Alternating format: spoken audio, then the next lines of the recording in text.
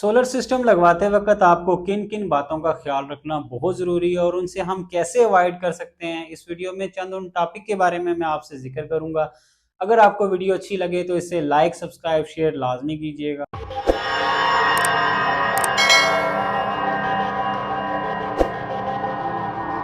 अस्सलाम वालेकुम, मैं हूं सैयद सफदर अली। उम्मीद करता हूं आप सब खैरियत से होंगे। सोलर सिस्टम लगवाते वक्त आपको किन अहम बातों का ख्याल रखना बहुत ज़रूरी है। हमारे बहुत सारे इंस्टॉलर ऐसी चंद गलतियां कर जाते हैं जिसकी वजह से हमें फ्यूचर में उसका बहुत सारे नुकसान का सामना करना पड़ता है।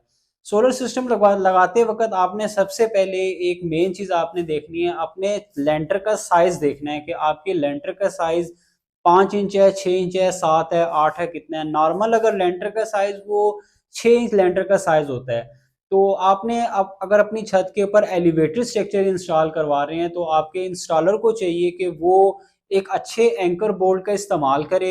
सबसे पहले लेंटर का साइज चेक करें कि लेंटर का साइज अगर 6 इंच है या 6 इंच से ज़्यादा है तो वो मैक्सिमम 4 इंच या 4 इंच, 4.5 या 5 इंच का एंकर बोल्ट इस्तेमाल करे।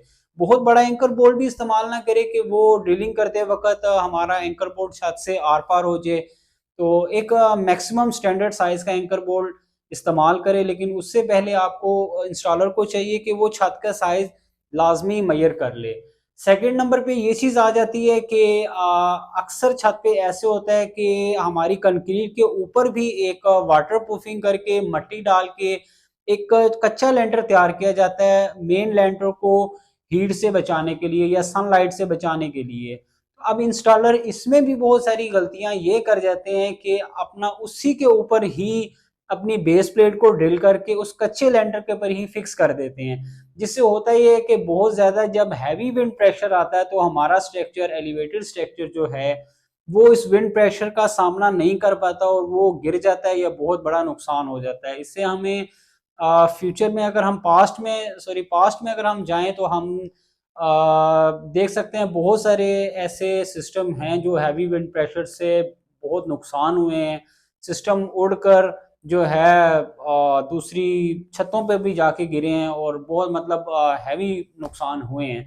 तो उन सब से बचने के लिए हमें करना क्या है कि हमारा जो सिस्टम इंस्टॉल हो रहा है हमने मेन बातें हमने जो देखनी है वो ये है कि हमारा एंकर बोल्ट का साइज, हमारा लेंटर के आया कि हमारा लेंटर के ऊपर कोई एक्स्ट्रा लेंटर डला हुआ है वाटर प्रूफिंग के लिए या लाइक थर उसको हीट सनलाइट से मेन लेंटर को बचाने के लिए। ठीक है, अक्सर छत पे एक्स्ट्रा 5-5 6-6 इंच का लेंटर डाल जाते हैं, तो आपने हरगिज ये गलती नहीं करनी है कि अपने एंकर बोल्ट को उसी के ऊपर अपनी बेस प्लेट को फिक्स करके आप अपना हाइटेड स्ट्रक्चर जो है उसके ऊपर फिक्स कर दें।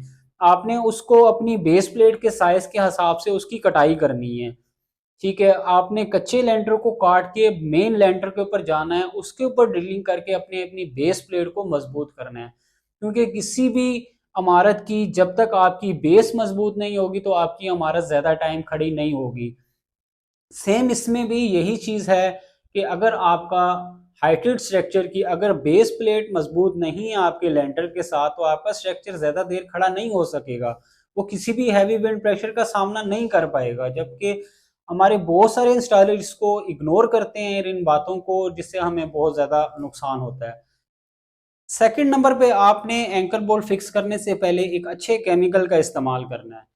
उसमें इपॉक्सी भी इस्तेमाल कर सकते हैं। मार्केट में अच्छे बहुत सारे केमिकल हैं जो आप इस्तेमाल करके बेसिकली केमिकल इस्तेमाल करने के हमें दो फायदे हो जाएंगे। एक तो एक हमारा एंकर बोर्ड उसमें मजबूत हो जाएगा और सेकंड छत की सिपी से हमें बचत हो जाएगी। थर्ड नंबर पे आपका आ जाता है आपने अपना स्ट्रक्चर खड़ा कर लिया, बेस मजबूत कर ली, उस पर आपने अपनी लेग भी खड़ी कर ली है सारी। अब इसमें जो सबसे मेन अहम बात समझने वाली है वो ये है कि आपने अपनी लेग्स को जो है अगर आप 12 फुट 14 फुट की लेग खड़ी कर रहे हैं अपने एलिवेटेड स्ट्रक्चर के साथ, आपने अच्छे पाइप का इस्तेमाल करना है जो आपने उसके साथ सपोर्ट लगानी है।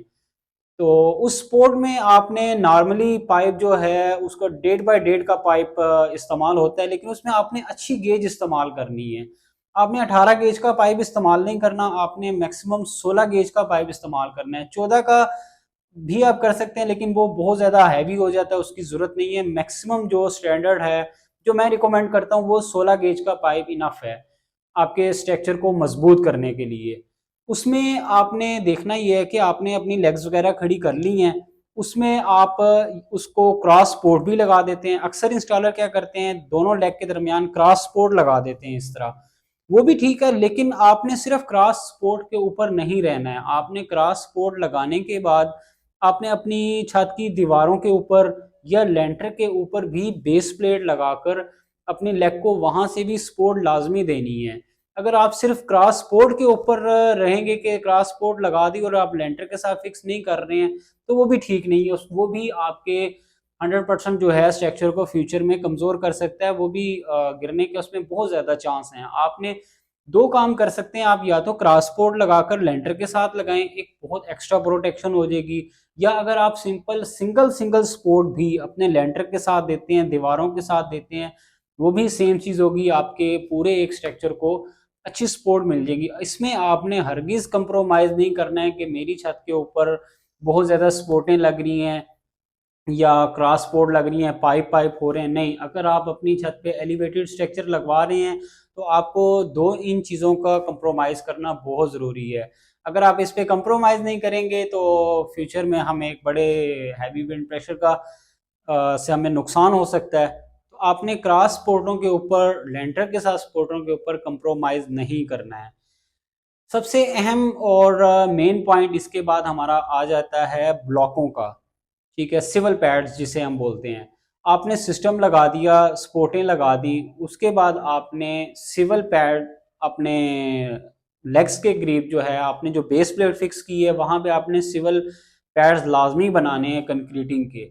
उसका आप साइज मैक्सिमम अगर 1-1 फुट का रखें, बहुत ज़्यादा साइज रखने की ज़रूरत नहीं है। अक्सर डेट बाय डेट भी रिकमेंड करते हैं, नहीं, मैं फुट बाय फुट का आपको रिकमेंड करता हूँ। मैक्सिमम जो है अगर आप 1-1 फुट उसकी लंबाई चौड़ाई और उसकी हाइट जो है वो आप 1-1 फुट रख लें तो वो इनफ है। उससे आपकी बेस को एक एक्स्ट्रा प्रोटेक्शन मिल जाएगी। इन सारी बातों का आपने बहुत अच्छे से ख्याल रखना है और किसी चीज़ पे आपने कंप्रोमाइज़ नहीं करना है। इंशाल्लाह नेक्स्ट वीडियो में मैं आपको किसी साइट पे जाके जहाँ पे इंस्टॉलेशन हो रही होगी वहाँ पे एक वीडियो रिकॉर्ड करूंगा। तो मिलते हैं इंशाल्लाह नेक्स्ट वीडियो में। अपना ख्याल रखिएगा। अल्लाह हाफिज़।